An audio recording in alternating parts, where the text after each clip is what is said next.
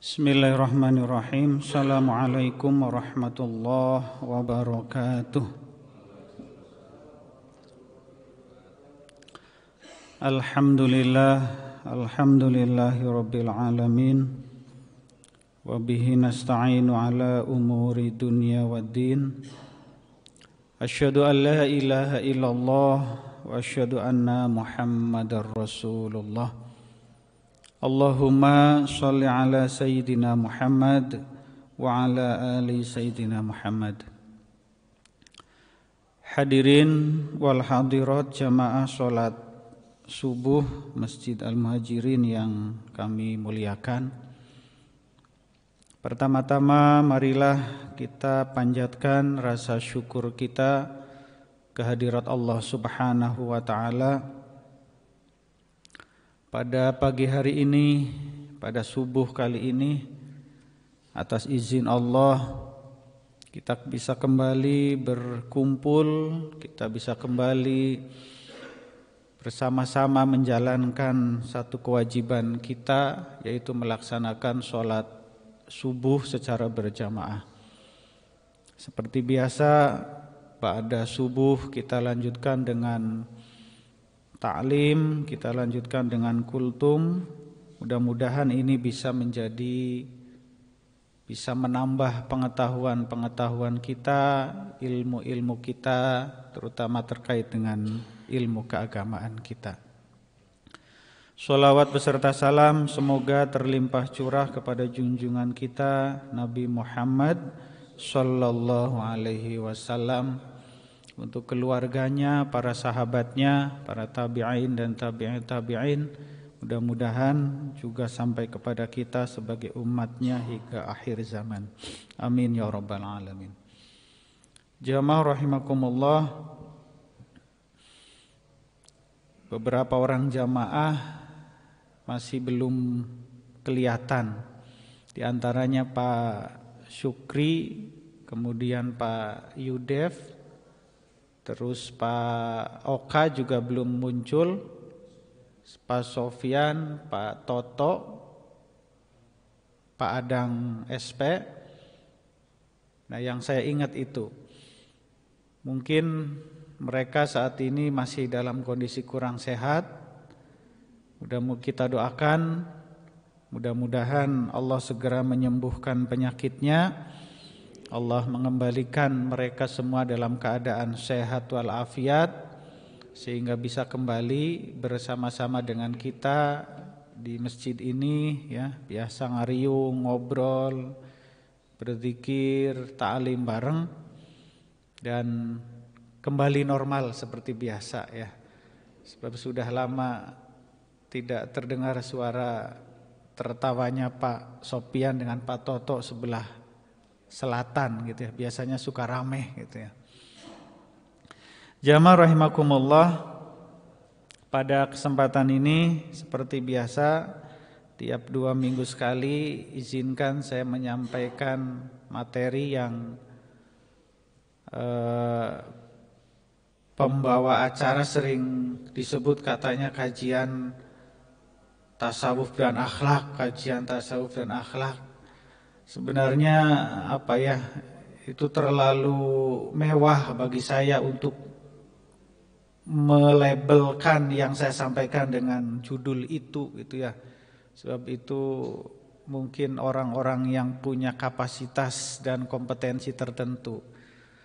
Tapi apapun judul yang diberikan, label yang diberikan kepada kultum yang saya sampaikan, yang jelas kita sama-sama berniat untuk mencari ilmu, menambah pengetahuan.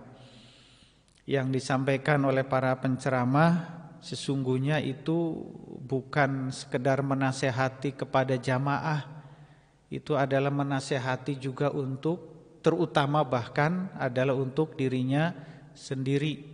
Sebab pada prinsipnya kita itu berkewajiban untuk usikum wa nafsi bitaqwallah. Jadi kita memberikan nasihat kepada diri kita sendiri dan kepada jamaah sekalian.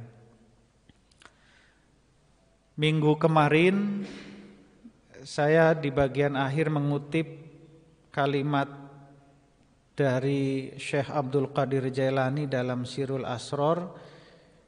Itu kalimatnya, basyiril muznibina bi annahu ghafurun wa anziris shadiqina bi annahu ghayurun. Kalimat ini sangat luar biasa, memberikan motivasi kepada kita agar kita tidak pernah putus asa untuk mengharap rahmat Allah, untuk mengharap ampunan dari Allah Subhanahu wa taala. Tadi malam yang hadir di pengajian malam mingguan tentu sudah sangat jelas disampaikan oleh Ustadz Ghifar terkait dengan rahmat dari Allah ini. Bahwa berilah kabar gembira kepada orang-orang yang berdosa, orang-orang yang melakukan perbuatan dosa, orang-orang yang melakukan perbuatan maksiat. Karena sesungguhnya Allah itu Maha Pengampun. Dan berilah peringatan kepada orang-orang yang benar, kepada para ahli ibadah, para ahli zikir.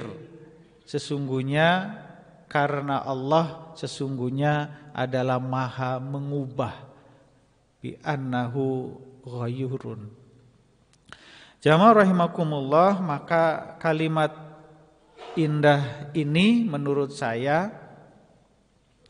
memiliki kaitan yang sangat luar biasa dengan salah satu hal yang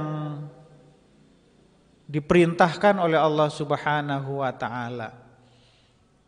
Dalam atau bagi para ulama sufi, kalangan para ahli tasawuf itu, hampir semua ulama itu menjadikan makomat yang pertama itu adalah taubat. Jadi taubat, at-taubah itu menjadi satu hal pertama yang harus dilakukan oleh orang yang berusaha, orang yang belajar untuk kembali kepada Allah Subhanahu wa taala. Hampir semuanya taubat. Nah, taubat ini artinya menjadi sebuah persyaratan bagi kita ketika kita menyadari akan kekeliruan kita, kita menyadari akan kekhilafan dan kealpaan kita, maka yang pertama kali harus kita lakukan adalah bertaubat. Jamaah rahimakumullah, banyak sekali ayat yang memerintahkan kepada kita untuk bertaubat. Misalnya ada kalimat tubu ilallahi jami'a, bertaubatlah kalian semua. Kemudian ada juga tawaran cinta dari Allah Subhanahu wa taala bagi orang yang bertaubat. Innallaha yuhibbut tawwabina wa yuhibbul mutatahhirin. Sesungguhnya Allah itu mencintai orang-orang yang bertaubat, dan Allah juga mencintai orang-orang yang menyucikan diri. Jadi kalimat at-tawabina dan al-mutatahhirina itu di situ dirangkaikan. Padahal sesungguhnya menurut sebagian ulama at-tawabina itu ya adalah al-mutatahhirin juga. Sebab al-mutatahhirin di situ menyucikan diri bukan makna secara lahiriah. Kalau makna secara lahiriah, menyucikan diri itu seperti yang kita lakukan ketika mau sholat kemudian kita berwudu, ketika mau ngaji, mau baca Quran kemudian kita berwudu, itu juga menyucikan diri. Kemudian ketika kita punya hadas kecil ataupun hadas besar, kita juga menyucikan diri. Tetapi ternyata al-mutatahhirin di situ bukan hanya sebatas menyucikan diri kita secara lahiriah, tetapi menyucikan diri juga dimaknai secara batiniah kita, secara ruhani kita. Nah, ini yang terkadang sering kita abaikan, terkadang sering kita lalaikan, terkadang sering kita lupakan terkait dengan penyucian ruhani kita. Kita begitu sangat mempedulikan ketika menjelang sholat misalnya, maka karena ini sudah menjadi kebiasaan kita, dalam hati kita bertanya, aduh saya tadi wudunya sudah sempurna belum ya? Nah, kan gitu. Ketika mau ngaji, tadi saya sudah berwudu atau belum? Kan gitu. Ini menjadi satu hal yang bagus. Artinya kita sangat menghati-hati terhadap kebersihan, terhadap menghilangkan hadas, baik kecil ataupun besar. Tetapi jarang di antara kita, jamaah rahimakumullah, ketika kita hendak melakukan satu ibadah, sholat misalnya, kemudian dalam hati kita bertanya, ya Allah, hati saya sudah bersih atau belum? Nah, kan gitu. Ya Allah, diri saya, jiwa saya sudah bisa menghindari rasa iri, rasa dengki, rasa hasud ataukah belum? Kan gitu. Terus terang saya pribadi jarang sekali mengaitkan ibadah yang kita lakukan itu dengan kebersihan yang bersifat ruhani ini. Nah, padahal justru ini yang dicintai oleh Allah Subhanahu wa taala. Innallaha yuhibbut tawwabina wa yuhibbul mutatahhirin. Sesungguhnya Allah itu mencintai orang-orang yang bertaubat. Sesungguhnya Allah itu mencintai orang-orang yang kembali kepada Allah. Dan juga Allah mencintai orang-orang yang menyucikan diri. Nah, ini menjadi PR bagi kita. Ya, ini menjadi PR yang sangat serius bagi kita. Di tengah kehidupan kita saat ini yang semakin kompleks, ya, berbagai macam persoalan, berbagai macam aspek kehidupan kita, maka kalau tidak kita hati-hati dalam menyikapinya, ya, maka dari hal-hal yang kecil pun ini bisa menjadi kekhilafan. Nah, jamaah rahimakumullah, Bapak-bapak yang saya hormati, terkait dengan berbicara terkait dengan taubat ini, maka tentu hal yang mesti kita lakukan adalah, yang mesti kita perhatikan, yang mesti kita renungkan adalah terkait dengan dosa-dosa yang pernah kita lakukan. Nah, ini terkait dengan perbuatan-perbuatan dosa yang pernah kita jalankan, kemaksiatan-kemaksiatan yang pernah kita lakukan. Maka jamaah rahimakumullah, dalam beberapa literatur para ulama itu, bahkan di beberapa keterangan hadis pun itu dinyatakan bahwa dosa-dosa yang dilakukan oleh manusia itu secara global itu kita kelompokkan menjadi dua, yang disebut dengan al-kabair dan yang kedua disebut dengan as-saghair. Jadi yang pertama adalah al-kabair atau dosa-dosa besar, kemudian yang kedua adalah as-saghair, dosa-dosa yang kecil. Jamaah rahimakumullah, kalau kita untuk mengidentifikasi al-kabair itu sangat mudah. Dosa-dosa besar kita identifikasi, ya, itu begitu mudah. Kenapa? Sudah sangat jelas. Identitasnya jelas, wujudnya jelas, jenisnya jelas, kan gitu.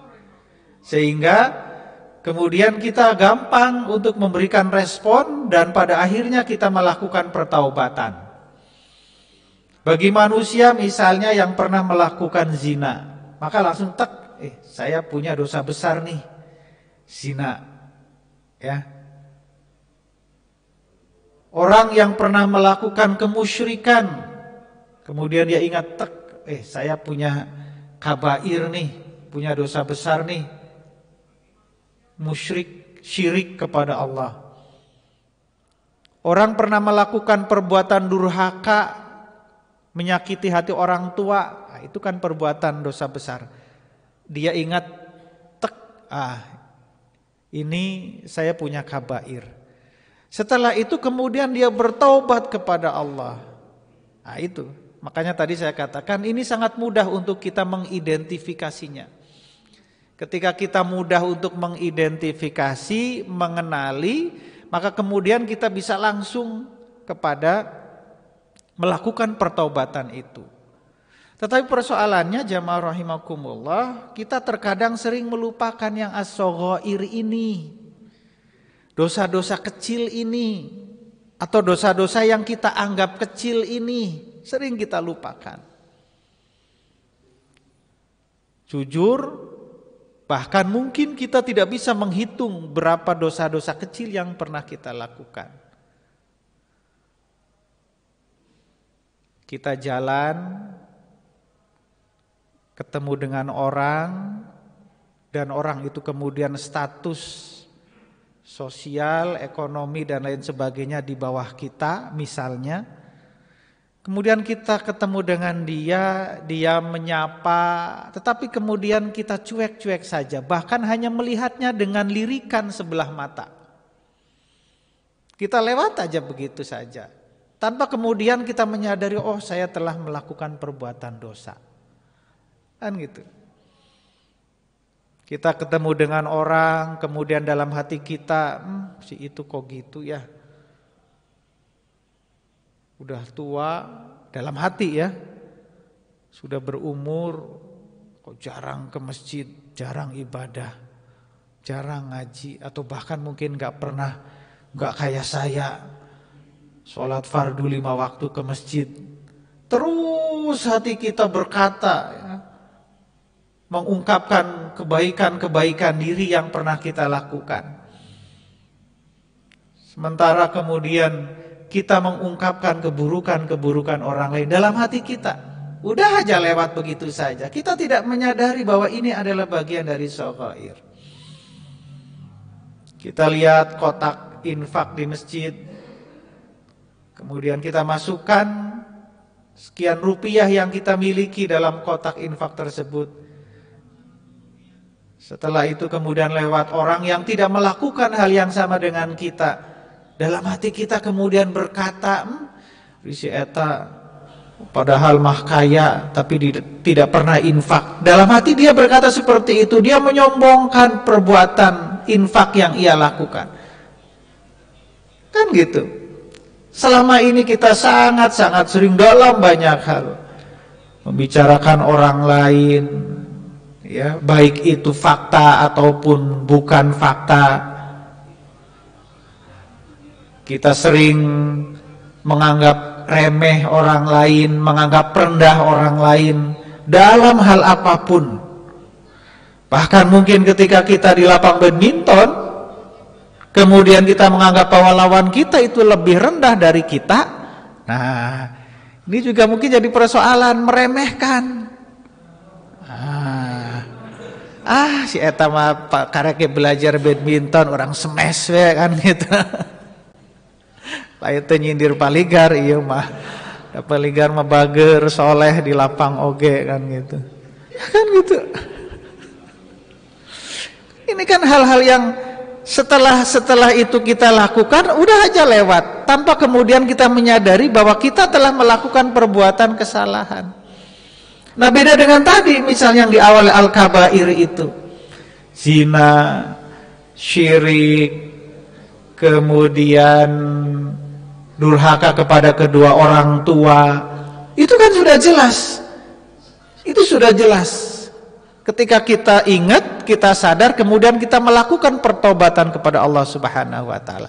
Tetapi hal-hal yang kecil ini kemudian kita lupakan.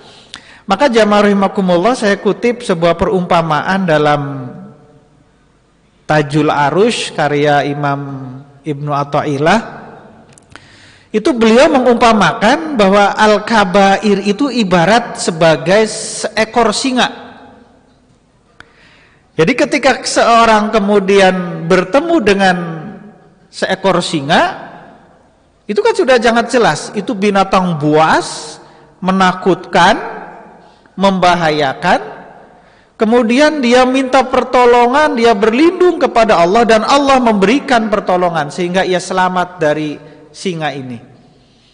Tetapi apa yang terjadi jamaah rahimakumullah, setelah lepas dari singa, kemudian dia bertemu dengan serigala. Ya anjing lah kan gitu. Kalau dengar anjing mungkin kita hanya membayangkan, wah orang paledo kayak lumpat kan gitu. Ditakol kemudian pergi. Tetapi persoalannya serigala ini, anjing ini berjumlah 50 ekor. Sok bisa kita bayangkan. 50 ekor.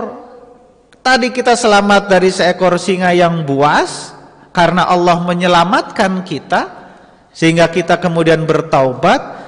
Setelah itu kita bertemu dengan 50 ekor serigala, 50 ekor anjing yang akan menerkam kita. Bisa kita bayangkan, tentu kita akan celaka. Nah, itulah ibarat dari dosa-dosa besar dan dosa-dosa kecil yang kita lakukan. Kita bersyukur, alhamdulillah ya Allah, sekarang saya sudah tidak syirik lagi. Dulu dia curhat atau ngobrol dengan temannya, dulu saya pernah melakukan perbuatan syirik karena saya usaha, saya seorang pedagang, kemudian ingin sukses, saya datang ke Gunung Kawi misalnya, di situ cari jimat dan sebagainya, datang ke dukun akan gitu. Alhamdulillah sekarang sudah enggak. Alhamdulillah saya dulu waktu muda pernah menyakiti hati orang tua. Saya pernah berkata kasar kepada orang tua, pernah durhaka kepada orang tua. Alhamdulillah sekarang saya sudah tidak lagi. Terus kita mampu untuk menghindari perbuatan-perbuatan dosa-dosa al-kabair ini, dosa besar ini. Tetapi sekali lagi persoalannya jamaah rahimakumullah, kemudian kita melupakan dosa-dosa yang kecil itu.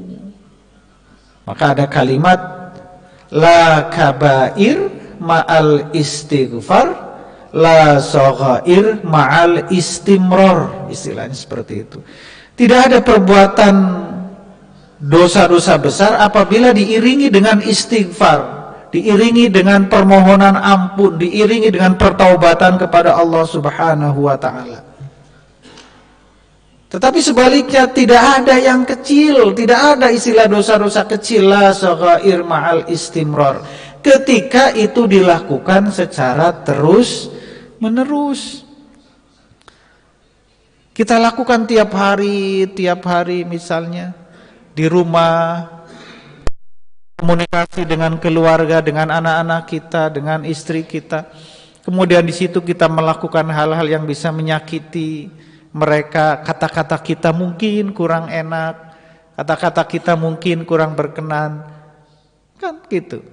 Ini yang sering kita lupakan. Maka oleh karena itu jamaah rahimakumullah, ini yang harus kita jadikan perhatian, yang harus kita jadikan fokus kita dalam rangka memperbaiki diri kita. Mumpung masih hidup, mumpung kita masih diberikan kesehatan oleh Allah Subhanahu wa taala. Kalau kita sudah sakit dan kita tidak sempat meminta maaf kepada orang yang kita sakiti, orang yang kita gunjingi, orang yang kita hasudi, maka persoalannya jadi lain. Alhamdulillah saat ini kita dalam keadaan sehat walafiat. Ini yang harus kita lakukan. Nah jamaah rahimakumullah, yang ingin saya sampaikan juga terkait dengan ini, bahwa ternyata kesempatan kita untuk bertaubat kepada Allah ini, maka modal kita adalah ketika kita dalam keadaan sehat walafiat. Ketika kita dalam keadaan sehat, seperti saat ini kita bisa ke masjid, kita bisa bersilaturahmi, bisa saling memberikan nasihat kepada orang lain, kepada teman-teman dan lain sebagainya. Maka ketika itu sudah tidak ada, ketika itu sudah dicabut oleh Allah Subhanahu wa taala, kesehatan itu, keafiatan itu, maka tentu kita akan kehilangan modal. Maka dalam kesempatan yang lain Ibnu Athaillah juga pernah memberikan ibarat bahwa sehat wal afiat yang kita miliki ini itu diibaratkan kita dikasih modal oleh orang tua kita. Di situ dikatakan kalimatnya adalah ibarat kita diberi uang 1000 dinar oleh orang tua kita, oleh bapak kita. Nih, nak, bapak kasih uang 1000 dinar. Kalau dirupiahkan berapa itu? Saya nggak tahu ya. Mungkin ratusan juta atau berapa gitu. Nah, sehat wal afiat yang kita miliki itu ibarat kita diberi modal oleh orang tua kita untuk usaha, nih diberi 1000 dinar. Tetapi persoalannya jamaah rahimakumullah, ketika kesehatan afiat yang kita miliki itu kemudian kita pakai untuk melakukan perbuatan maksiat, untuk melakukan perbuatan dosa, baik itu yang besar maupun yang kecil, itu diibaratkan uang yang 1000 dinar yang orang tua berikan kepada kita itu kita belikan ular dan kalajengking. Ibaratnya seperti itu. Jadi kesehatan yang kita miliki ini kita tukar dengan ular dan kalajengking. Padahal ular dan kalajengking ini nanti pada akhirnya akan mencelakai kita, akan menggigit kita. Kalajengking dan ular ini akan menggigit, mengeluarkan bisa dan bahkan mematikan kita. Nah ini kita lupa modal yang orang tua berikan kepada kita itu bukan untuk yang macam-macam, tetapi untuk menjadi bekal kehidupan kita dalam mengarungi ini, dalam mengarungi kehidupan ini. Maka jamaah rahimakumullah, pada kesempatan Allah masih memberikan kita kehidupan ini, kehati-hatian kita dalam menjalani kehidupan ini harus betul-betul kita pegang. Kehati-hatian kita dalam berbicara, kehati-hatian kita dalam berbuat, bertindak. Sekarang ini kan yang lagi ramai itu kan dampak dari ketidakhati-hatian orang dalam berbicara. Wih, rame berkomentar. Seorang pejabat misalnya mengeluarkan statement bla bla bla bla. Padahal bisa jadi mungkin dia lupa atau tidak sadar ketika mengungkapkan itu kekhilafan kan gitu. Tetapi kemudian kita respon. Dan responnya ya, wah ini sangat empuk nih untuk memberikan respon yang negatif. Dan pada akhirnya bukannya kita memperbaiki, tetapi kita justru terjebak juga dalam perbuatan kemaksiatan. Nah ini bagian dari kehati-hatian kita. Jamaah rahimakumullah, ada banyak sekali ibarat yang disampaikan oleh Ibnu Athaillah terkait dengan dosa-dosa besar dan dosa-dosa kecil ini. Silakan nanti dibaca sendiri, dilihat sendiri, dicari sendiri. Yang jelas al-kabair la kabair ma'al istighfar, la saghair ma'al istimrar. Tidak ada dosa-dosa besar apabila kita ikuti dengan istighfar dan bertaubat kepada Allah. Dan tidak ada dosa-dosa kecil sekecil apapun jika itu kita lakukan terus-menerus, tiap hari, tiap saat kita lakukan dosa-dosa kecil itu, dosa-dosa yang kita anggap kecil itu, tanpa kemudian kita menyadarinya dan tahu-tahu sudah menjadi dosa yang sangat besar. Mudah-mudahan Allah Subhanahu wa taala senantiasa memberikan hidayah kepada kita sehingga kita mampu menjadi orang yang bisa istighfar, bisa bertaubat kepada Allah Subhanahu wa taala, dan kita mampu menghentikan perbuatan dosa-dosa kecil yang kita lakukan. Demikian yang disampaikan, semoga bermanfaat. Assalamualaikum warahmatullahi wabarakatuh.